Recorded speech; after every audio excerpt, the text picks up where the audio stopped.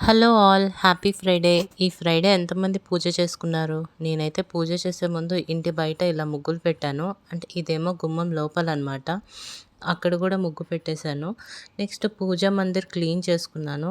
నేను every Friday, Saturday and festivals అప్పుడే ఇలా పూజా మందిరంలో ముగ్గులు పెడతాను.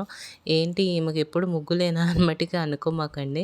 ఎందుకో తెలీదు, అదొక సాటిస్ఫాక్షన్ ఇలా ముగ్గు పెట్టుకుంటే. ఒక్కొక్కరికి ఒక్కోటి ఉంటుంది కదా! సో, నాకేమో ఇలా అనమాట. నాలా ఎంతమంది చేస్తారో కామెంట్ సెక్షన్‌లో మెన్షన్ చేయండి. ఏదో వీడియో కాబట్టి కొంచెం ఫాస్ట్‌గా కనిపిస్తుంది గానీ, నేను ఫాస్ట్ ఫార్వర్డ్ చేశాను. యాక్చువల్‌గా నేనైతే చాలా స్లోగానే ముగ్గులు వేశాను. ఇవన్నీ అయిపోయిన తర్వాత నేను దేవుడి బొమ్మలు ఒక్కొక్కటి ఇలా సర్దుకున్నాననమాట పూజా మందిర్‌లో.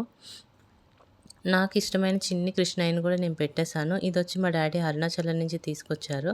సో, పూజ బొమ్మలు పెట్టేసిన తర్వాత ఇలా ఉంటుందనమాట. సో, నెక్స్ట్ పూజ కోసం ఇలా నేను అన్ని దేవుడికి పువ్వులు పెట్టి అలంకరించుకున్నాను. దీపారాధన కోసం అన్నీ అలంకరించాను. నైవేద్యం పెట్టేశాను. నేను పూజ ఎలా చేస్తానో నెక్స్ట్ వీడియోలో చూద్దాం. ఈలోపు మా ఛానల్‌ని సబ్స్క్రైబ్ చేసేసుకోండి. The NV family diaries. Bye.